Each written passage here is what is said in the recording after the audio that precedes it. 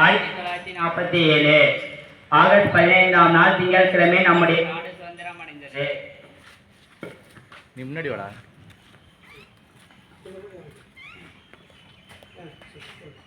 இது ஒரு சாதாரண நாள் அன்று.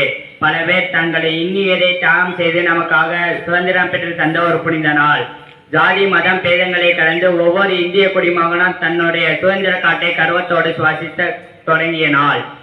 முன்பு நம் முன்னோர்கள் நம் நலனுக்காக பல கஷ்டங்களை அனுபவித்தனர். சிறைச்சாலைகளிலும் போராட்ட கலைஞர்களிலும் அவர்கள் பட்ட கஷ்டங்கள் என்ன என்பதை எண்ணி நன்றியை கூறும் நன்னாள்.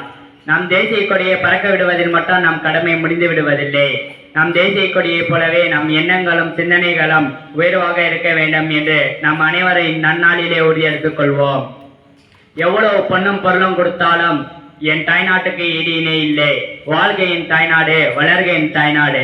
தேசிய கொடியில் சில நிறம் உண்டு, நிறத்தினில் சில காரணம் உண்டு, காரணத்தில் சில குருதி உண்டு, குருதிக்கென்று ஒரு வரலாறே உண்டு. நன்றி.